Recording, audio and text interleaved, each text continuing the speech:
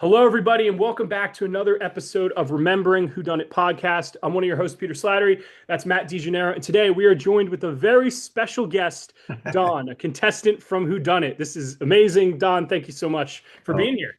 oh man, it's been very, very fun to be here. Thanks for having me, both of you guys. It's kind of cool. I guess before we go into our questions, did you have anything you wanted to say about the show or anything in general? Oh man, yeah, that was like well, my 4 weeks is I'll never get back for the rest of my life.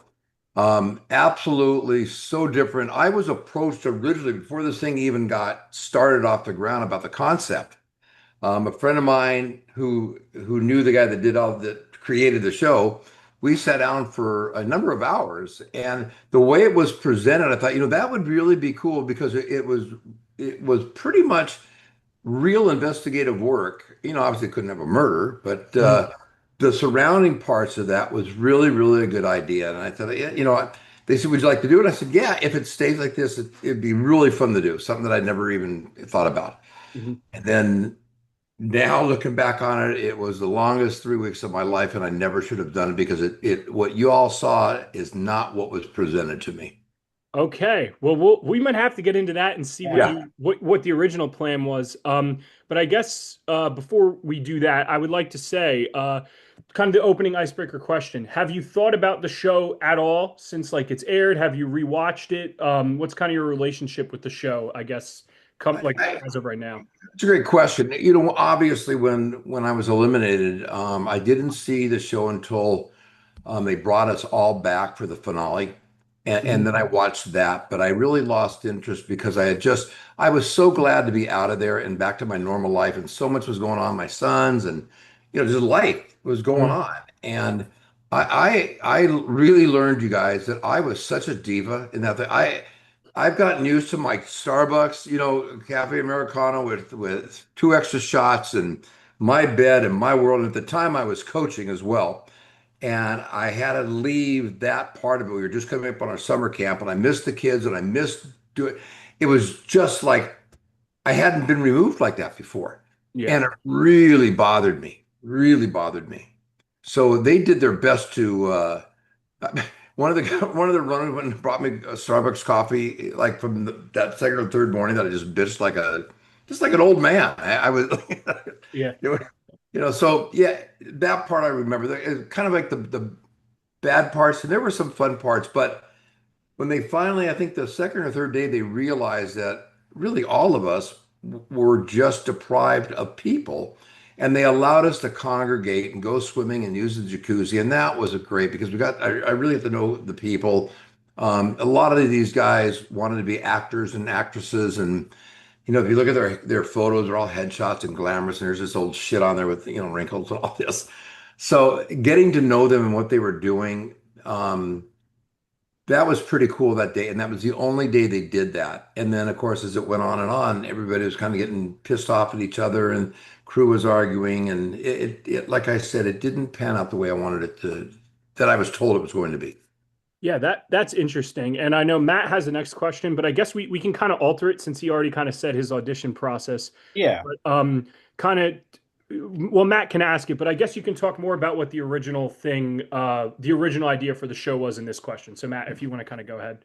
Yeah, so obviously from what we've heard, the show was pitched a little differently to a couple people, and as you said, it was a lot of people wanting to be actors and actresses. So how did you kind of find your way into it? What were you pitched about the show, and like what were your overall reactions to getting to be casted originally? I thought it was really an honor that let me go back. About 2 or 3 months before this, I met a friend of mine had told one of the creators, um, about who I was and what I did, and they wanted more so just like, hey, we want to lay out homicide scenes, and what do you think? And I said, well, it'd be hard to do on TV, but if you're going to do it like that, if you have a body and you approach it, with a single avenue approach, and you really get everybody involved doing a crime scene. And then as the show goes on, which I thought, you start getting more information, you start getting informants, you start getting things like this, and I thought that could work. the way that they had it out on paper, I looked at it and I said, yeah, that's a great crime scene. So months and months and months and months passed, and then I got a call to come in again with the producers and all, and talk to them about it. And then a couple of weeks after that, said, "Well, we want you to be on the show," which I did not think they wanted to be done originally. And I said, "Yeah, I think it'd be a really cool idea." But again, I had no idea what was involved or what was coming. So I went in really, really excited about it and came out very disappointed by it. Interesting. All right. Interesting. Yeah.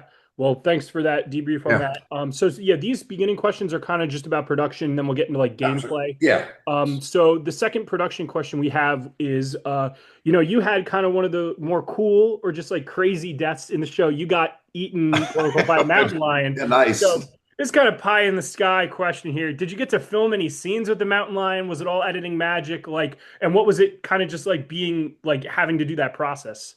Um, when they told me that it was my turn to go, and they told me how I was going, they had walked through everything, and they had an animal trainer there, and that mountain lion was there, and the mountain lion was beautiful. And I've never been that close to a mountain lion, and even that got screwed up because apparently they had the mountain lion where it wasn't supposed to be, and there's like an animal trainer on set and then an animal overseer, and the guy that was controlling the animal he just got screamed at on what they were doing with the animal, and you can't let it do this. It could have attacked me, and I went, I did shoot that fucking thing if it attacked me. But I Wait, mean, so but you filmed scenes with it? That wasn't CGI. Like you were yeah, like, yeah. wow, The part of whoa, it attacking me, I that was a dummy on the yeah. floor, but yeah, I got to meet that mountain lion really, really close up. That's so the thing where it's like scratching you, like almost that's like real. Yeah, yeah, Wow, that's yeah. That's crazy. I pretty would have thought cool. that was editing. I would have thought that was editing. That's crazy. Yeah, it was nuts. And again, that thing could have really gotten, they're Mhm. animals. It's like those two lion guys that got eat up in Vegas. They're animals. Yeah, I was gonna say, like watching that, like as a kid, and even now, I'm like, oh, like it looked. I don't know who Yeah, edited that. It looked fake. yeah. Like knowing that that was real, that's like makes like he's like, did I sign an insurance waiver? Like Yeah, what the hell is really. this? That's Yeah, last will crazy. and testament on that show was me. So, Yeah, wow, that dude, that's nuts. That's That nuts. is yeah. But anyway, Matt has the kind of the last question for the production side of things. Before I ask that question, there's something I do want to ask in terms of production Yeah, as well. You were at the very first crime scene, I believe they showed, which with the fish tank and everything. yeah. With your background, did it feel like a real crime scene, or did it kind of feel like, oh, like you can tell it's TV-ified? You know what I mean? No, you know what? The way that was the first one that they had talked about to me, months before that. And everything is viable to me, and everything, I take things to the our face value, and then you look at them and you find flaws, blah blah blah. But as it was laid out that day when it really happened, it looked pretty cool, and I thought, yeah, this could be a real crime scene, and I had told everybody, what I would have been done if I was there and it happened to me, and that's not what they wanted as the show goes on. Okay. And now the not so much fun question, but a little bit of a fun question. What was it like to be in the morgue? And tell us about playing dead. Yeah. Well, I'd only gone to about, oh, I don't know, maybe 80 autopsies in my career.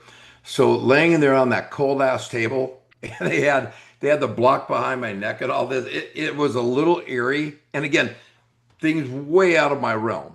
And then having everybody coming around me I think it was one of the girls was literally crying, right? And Wow. and you're hearing this, and she's touching me, and when God, Don, you're really a good guy. Like, I'm hearing my obituary is on a steel table, Yeah. so gave me a little bit of reverence that I did have for dead people, even a little bit more. Mhm. Yeah, Wow. it's kind of creepy and surreal. But that might have been Melina, because I know that in the beginning of the show, you two seem to have somewhat of an alliance trying to form at that first crime scene for Shane's Yeah, death. yeah. Yeah. Mhm. All right, but that kind of takes all the questions for production. We can kind of go into game talk right now. So I guess the first question that I have, and a little bit before this started, you mentioned how you were actually, I didn't know this, you were actually like a football coach to some Yeah. extent. So, Yeah. but people in the show did not believe that. So my question, or at least they believed that you had some sort of police experience and that you weren't just a football coach. But did you think anyone believed that you like had no police experience? Like, I guess from your perspective. No. Mhm. And dumbass me and even the crew, I had a retirement ring which looked like a Super Bowl ring, a little bit smaller. Yep. And you can see it says Los Angeles Police Department, homicide detective, and then so I'm talking around and everybody's looking like, well, you might be a coach now, but you weren't then. And and then the way that I carried myself, I think they knew immediately. Yeah, it's funny because in Cam's thing, he mentions that he's like, "Hey Don, your 20-year benevolence ring, like take it off, man. You're not a cop." Like, so I don't know. I don't think you fooled anybody, but I think you were very like a lovable personality on the show. I think a lot Yeah. of people were upset that you went out as early as you did. And if I can, when that time came, first of all, and I don't know if I'm jumping ahead, but No, no, you're good. You're I good. I'm a horrible riddle guy, and even worse Bible guy, right? I've got none of that in my brain Mhm. ever in my life, if you get my drift. Yeah. I'm just not a believing guy. And Mhm. three or four of the main clues were Bible riddles. Yeah. And I would just say, you know what? Pack up my shit now because I'm going to go because you never told me about riddles when you were doing the show. We were supposed to be getting clues, and if you had the right clue, they're going to say, hey, that's the right clue. You're going to move on. And Gosh. I'm just like dumbfounded. And these were good ass riddles, Yeah, right? yeah, yeah. That I Yeah. Second Kings, I think two kings on the back of the key was one of the yeah, clues and and it everything. goes with Bible quotes. And I thought this is the wrong guy for that. Yeah. And I was kind of like, people at first wanted to saddle up to me. And then they're going like, "Whoa, this guy like dumb here." And I got a couple of things out of each crime. If it like on oh, I forget the girl got blown up in the golf cart. Adriana, yeah, Adrian. yeah. So when that happened, I'm looking at the frame for any kind of evidence that the frame melted on where the bomb would have been. I'm like way out here, and they're all doing clues and stuff, and I'm looking underneath the thing to see if there's any kind of remnant of the fragmentation of the bomb that went off. Because I had started a arson bomb squad unit with LAPD for my last assignment. So I did the Georgia, these bomb schools and shit. So I'm like all excited to solve this crime. Well, they're gone. Literally, these people all running around, and I'm still looking at the frame and how it's bent. So I'm playing this like I thought it was supposed to be played. Mhm. And the next thing I know, these guys are gone, all running upstairs, getting videotaped, and I'm thinking like, I ain't gonna last. And I immediately I got put on death or scared or whatever it is. Yeah. So yeah, it was tough. Yeah, that's one of the things Ronnie said too was he had to quickly adjust because he said even at that crime scene like he's bending over he's like tasting some liquid and the director's like Yeah. no like dude, you can't do that. So yeah, kind of having that like juxtaposition of like how much of it's a real crime scene versus like TV drama audience. It was a lot, and and the more that the show went on, the less it got to be more of a game show than it was like a homicide show, like Yeah. a real whodunit murder. Yeah. Mhm. And when it came my turn to go, and this is something that none of those kids knew, Chris Sabrego and then the other executive producer came to me and said, America loves you. We want you to stay. I got eliminated. Do you Yeah. want to stay? And I said, no, I need to go. It's time. So they wanted me to stay, and they were going to rewrite, that part of it, and kind of give me a little more information so that I could maybe get solving it first, or at least be in the upper two or three. And I was just spent by then. I just it was so far away from what they had talked about, and I'm just not that guy, Mhm. And then it got to be, and there's a lot of interpersonal shit going on with these kids, and this one's chasing this chick, and I'm thinking like I gotta go, Yeah. right? I don't mind it, but this is way past me, way Yeah, past. a lot of the reality shows they kind of boil down to like interpersonal drama. Yeah. Yeah, but Matt, I believe you have the next question. So Yeah, I think you honestly answered this for the most part, but how did your criminal investigation background affect your strategy when entering the game? Again, I entered into it thinking I can really probably do pretty well on this show if they stay to what they were talking about. There's nobody of those kids that have even an inked, even Ronnie. Ronnie was a bodyguard or a bond chaser guy, had no law enforcement experience. And I thought, I'm coming in with 26 years of law enforcement experience, 14 years of working murders. This is mine, and these kids can follow me. So I really felt yeah, I had the upper hand. Um, and more of a plant. But then at the end of this, or in the middle of this thing, I was just dumb, right? Admittingly. Yeah, I wanted to ask too. Then the next question is: was there anything you would have changed in the game, whether back then when you got out, or like now thinking about it, like any strategies you would have tried to do, or something? You know what? I would have looked at it not as a homicide cop. I would have looked at it as a contestant. But again, as soon as the riddles came out, you guys, I was done. I don't do riddle. And again, two of those scenes were biblical verses, Mhm. and I'm screwed. I found a couple of things. The videotapes were running into the attic. I thought that's where we should go because I had teamed up with him on that. And but to change everything would have had to change. I don't have that wavelength of thinking of thought to figure out these riddles and that. Yeah, and I guess I'll add like a second question to that. I found it interesting that your team, quote unquote, solved the riddle that round. Like Ronnie got the Adriana in the attic riddle. So I'm thinking like how did you get scared? I think it was Dana, right, too? Like were you guys were on his team. Like did he keep information, or was just the information like you thought you knew everything that was relevant, and just like how did that pan out? Yeah, Ronnie kept the information, and that's part of the gamesmanship Yeah. of that game, and it's not a problem with that. Um, I had, like I said, I was way out here when they came in to tell the story to the producers, whether you're going to be saved or you're good or you're way off base. I didn't get anything right, right? But I was thinking as this homicide guy, and those kids were really, really good at getting what they needed to get done. And like I said, the further the game got along, it's like the more useless I think I became, you know? I see, I see. Yeah. All right, Matt, you're good to go for the next one. All right, so next section. Okay. So now we're gonna kind of go a little bit more towards the end game in terms of the game itself. So you mentioned this before to us, but I would love to dive deeper in regards to the finale where you got to come back all mangled and with your dear friend the mountain lion, along with all the other contestants. So if you don't mind, why don't you tell us about what it was like coming back for the finale, and if there was anyone in particular out of the finalists that you were rooting for to win?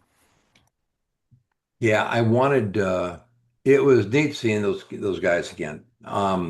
When I left, I had definite attitudes towards people and primarily one guy in particular who I thought he just went he crossed the line on one of the girls and what he told her and then what he said to her, and I overheard it. And my first thought was, I'm going to kick his ass. You can't talk. What do you do? This is a game, right? And you're sitting there harping on this chick and blah, blah, blah, blah. So when the finale came and we found out who won, which was not the guy I wanted to win, um, as we're saying goodbye to them, or I pulled him to the side and told him what I thought about him, and had that game gone on any longer of what he had said, that there'd probably been some problems with me and him and a slighter guy and blah blah blah. And I just that's my protective part of me that came out. But as far as that guy winning, um, wasn't my fave. I would have thought I would have loved to have seen Gino win. Um, Ronnie absolutely, busted his ass, and he probably came up with more of the clue solving than anyone. So he was quote unquote deserving of it. So yeah, when it came to be done, like after I guessed the first time on who I thought was the murderer, that second time that we talked about it amongst us, it absolutely had we knew who the murderer was, and yeah, I mean, you know what? For the experience, you guys, it was awesome. I got to throw something in. I got to tell you about, Mhm. and you'll get a kick out of this. So Dante, like he's a dude that like burned up Mhm. and. So they laid this thing out pretty cool because we're all in the foyer of this mansion, and all of a sudden we hear this foot stomping coming in, and I look, there's a dude I mean, engulfed in flames, As he runs past me, he falls down. He fell down. What he's supposed to do is go, it's about a 30-foot run from downstairs to the door and then maybe 3 feet to the pool. He's supposed to dive into the pool. Well, he slipped and fell, which screwed that entire take up. They come out and they're putting him. It was a stunt guy. Yeah. They're putting him out, and now the directors are pissed off. And who left the water? And how did he slip? And either each that cost them $110,000. That slip, Oh and God. they had said it was like 700 grand to produce an episode. Like there was more cameras, literally, you guys. When we most of the time there were more cameras there than was at the Super Bowl in that January. There were cameras, like guys holding him, that little guy that runs with him. There was like three of those dudes. And when this poor stunt guy fell down, they're so pissed off about, and obviously cost was a factor. So yeah, that took two takes to get, and then it took all day. That was another thing in that industry, and you all probably are in it. But Jesus Christ, from one take to the next is like 5 hours. Go to your room. We'll call you. Nah, I'm not going to my room.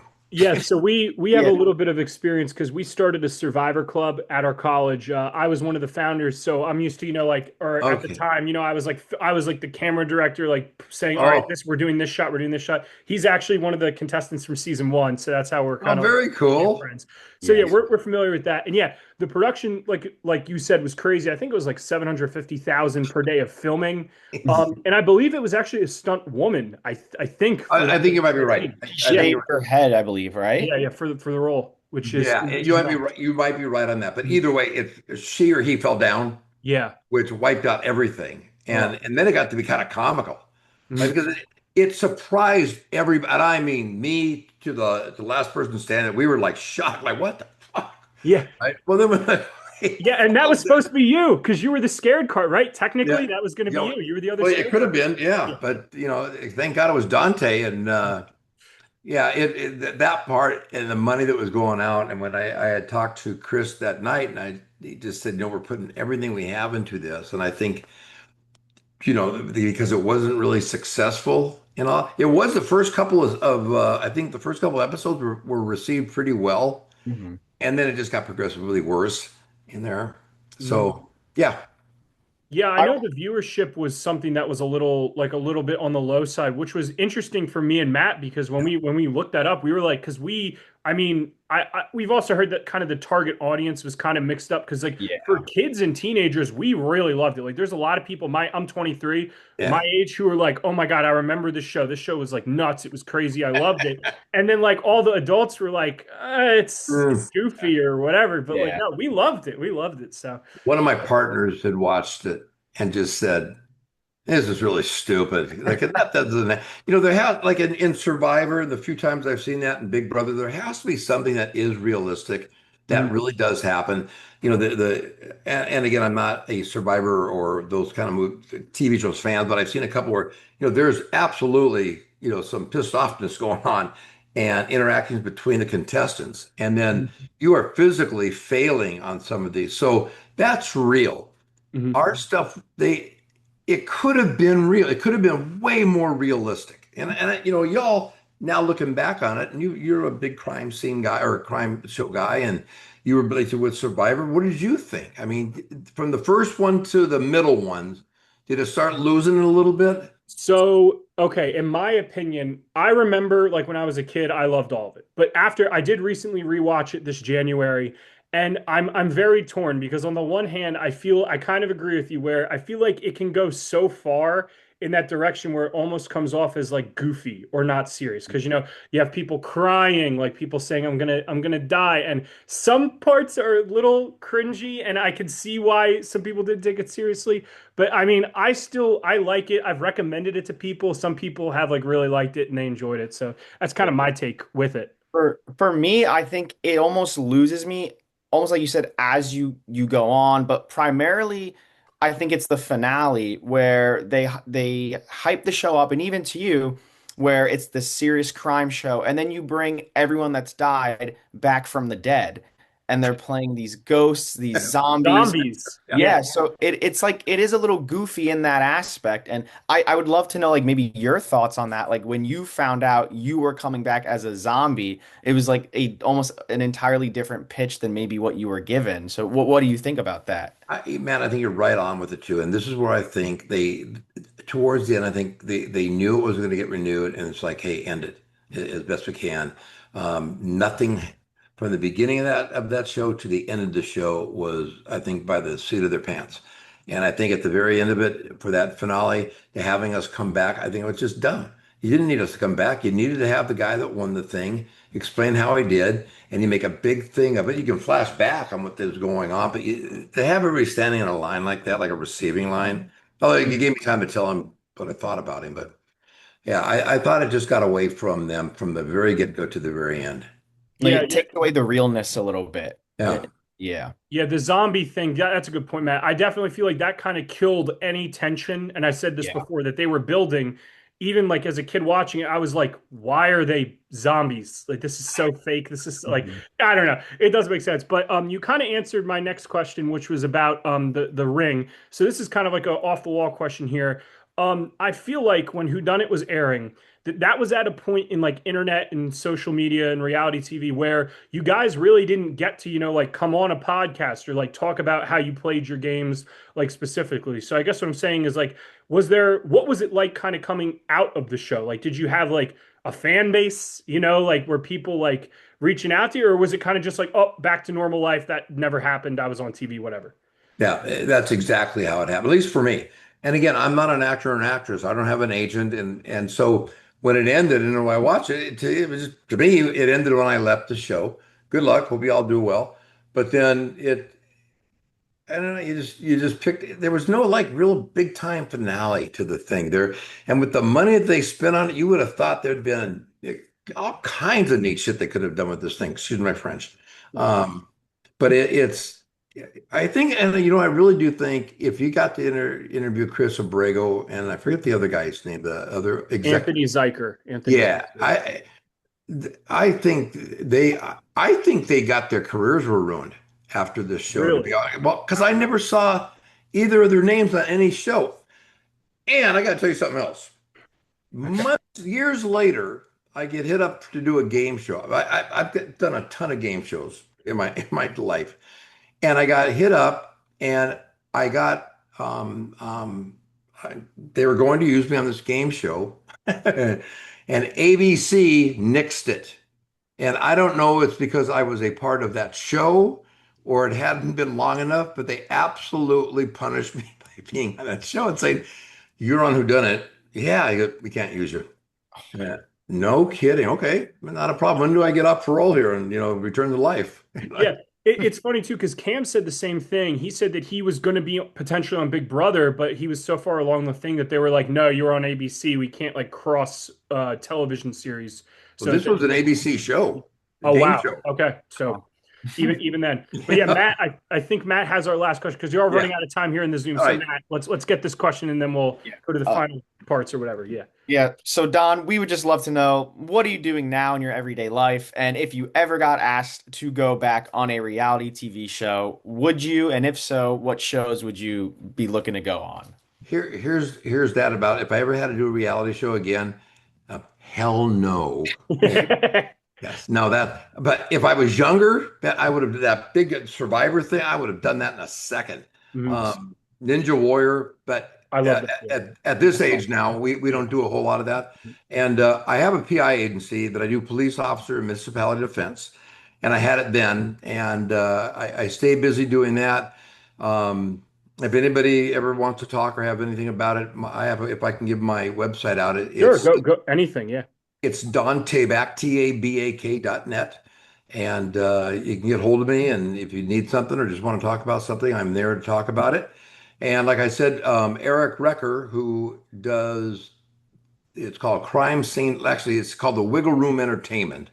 And he came up with a concept where I talk about some of my murders to an audience, and it's all interactive. And at the end, they'll take one of my murders and try to solve it with me helping them along the way. And they have like screens in the back of me showing, some of the crime scene. So if you go to wiggleroom.com, that's where the lineup is because I don't know when they're doing a crime scene live, my show, but it's pretty cool, and I get to meet a lot of people. And then I got to do real quick Yeah. when you asked about anything came from the show or anybody, I got recognized one time in a restaurant by an older woman who said, "Were you on Who Done It?" And I went, "Yeah, I was." And she goes, "Oh, and if that was we really enjoyed it and blah blah blah." One person, and I travel the country a lot in my work. One person recognized me. And again, I don't want to be recognized that often, but I would have Yeah. thought with Yeah. Yeah. even 2 National million TV, viewers, you know? somebody would have. Yeah. Yeah. Well, with the little time we have left, I guess this is kind of just for you. Do you have anything that you'd like to add? Anything that you want to say? Um, no, you know what? And I really appreciate them using me and letting me do the show. It didn't pan out the way that I wanted it to. But the experience was, and it's just that it really was an experience, you guys. And I don't know how if Survivor, Matt, when you were on there, how long you were away from your home, and you're a young guy. I could have done it, but as you get older and get set in your ways and all that, to be gone for any length of time and have things taken it from you that you did, like I said, Starbucks, some stupid ass little coffee. I was dying, right? Yeah. Threatening to leave, and they literally started bringing me a Starbucks cup of coffee. So I don't know how, if I can ask you, like, did that affect you as a young guy? Well, just to Well, clarify, he was yeah. on a college Survivor, so it wasn't the real show. Maybe one day, but this is the one we did at our Yeah. college. So we Oh, It's made a much our okay. own smaller version. scale. Yeah. Listen to me, you guys are young and you really need to apply for shows like that because Yeah. it would have to be fun as a Yeah. 23, 20. You're not married, I don't think, and you're No. not setting your way. Oh my God, I'd apply for every one of those shows. I have been. I I've been have. Oh, trying. I've been trying. Yeah. They don't, I don't know. Haven't gotten anything. Nothing well, I yet. think you I think you're well qualified to do one. Yeah. And I He really definitely appreciate is. thank you for Yeah. having me on this show and let me talk about it a little bit. Of course. Oh, of course, yeah. And I mean, I guess, yeah, this is, I'll pretty much just do the outro and we'll call it here. So thank you guys very much for watching. This was the Remembering Whodunnit podcast. My name is Peter Sire, one of the hosts. We have Matt DeGenero, other host. Thank you once again, Don. Thank you so much. Yes, It was a pleasure having you on, and we'll see you guys soon. likewise. Thank you. Bye, guys.